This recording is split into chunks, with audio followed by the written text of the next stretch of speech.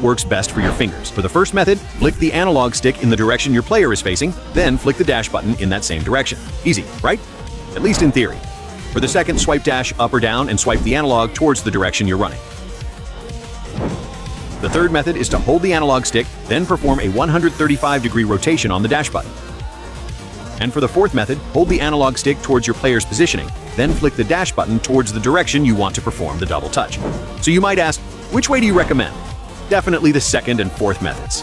Why? Because the fourth one is ridiculously easy. And I noticed something interesting about it too. If you swipe the dash upward, your player performs the double touch upward. Swipe downward, and he goes downward instead. It's not just random, you're actually in control. Revolutionary discoveries happening on this channel, I know. This depends on your player's body and pitch positioning, and understanding this alone can prevent disasters like this. Because some of you are out here double touching directly into defenders like you're trying to hug them. Did you catch that? Now, when should you actually use double touch? The most common situation is during a 1v1 against an aggressive defender rushing from the front or the side, like his family's freedom depends on winning the ball. If a defender is sprinting directly toward you, double touch against their movement direction, not into it. That's the real secret behind double touch, attacking your opponent's momentum instead of donating the ball back to them. In simple terms, don't double touch into a direction where both players are about to collide. A lot of players only use double touch for dribbling, but advanced players also use it to create tiny shooting windows. And you are an advanced player, right? At least after watching this video. Form a double touch, immediately go for a stunning shot, and boom. The double touch is deadly, but did you know it has a secret twin? Here's a second version with a different animation. To perform the special double touch, just flick the analog and dash button in opposite directions.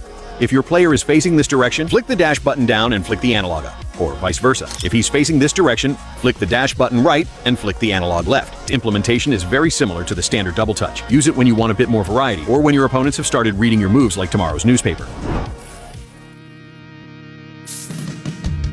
The double touch is elite dribbling, but mastering the Marseille turn takes you to another level. Street ballers call it 360. To perform it, swipe the dash button in the direction you're running, then flick the analog 90 degrees to either side. The same principle applies no matter which direction your player is facing, like this, and like this.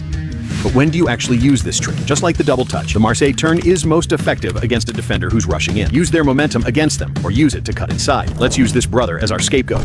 He's rushing from right to left. To beat him with the Marseille turn, we need to spin back to the right, the direction he's coming from. Make sure the defender is close enough before attempting it. So at your age like this now, you still dey very foolish. You don't understand? You be old man, no, just in case you dey forget your age, let me remind you. Again and again. I know you like those filthy step-overs before the Marseille turn. Relax, Ronaldinho. We'll get there soon, but you need to lock in. The Marseille turn is elite for sending defenders to another career path, but the chop turn might be even more disrespectful, often called the Ronaldo chop, one of young Ronaldo's favorite moves. But eFootball players have a bit of a love-hate relationship with this skill because of its low success rate in the game. To perform it, tap the dash button once and flick the analog in any direction except the one your player is currently facing. The chop turn is perfect for sudden change of direction that catch defenders off guard. Another underrated skill is the flip-flap, also known as the elastico. To perform it, tap the dash button once and flick the analog in the exact direction your player is facing. And I mean exactly, because if you flick it in any other direction, congratulations, you've just performed a chop turn instead. The flip-flap is most effective when the defender is directly in front of you, especially near the wing. Use it to beat your man, cut inside and shoot. Did you see that? Draw and open L. To perform this move, flick the dash button in the opposite direction your player is facing, then flick the analog stick 90 degrees to your player's direction. Depending on which way you flick and your player's strong foot, it can also turn into a drag back. Best time to use it? When a defender is chasing you from behind at full speed, pull this out and send him straight back to his father's house.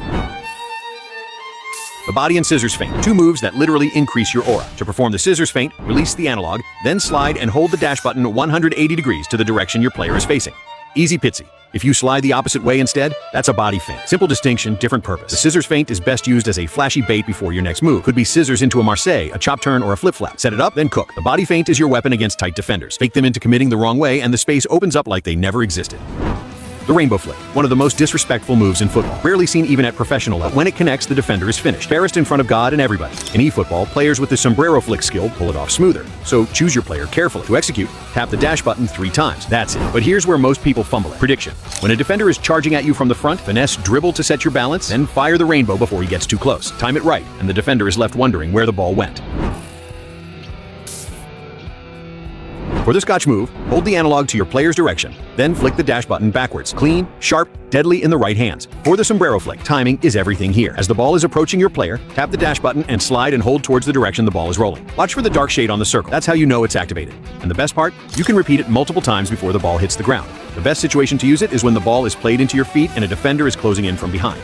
Let the ball drop, pull the sombrero, and leave him guessing which way is up.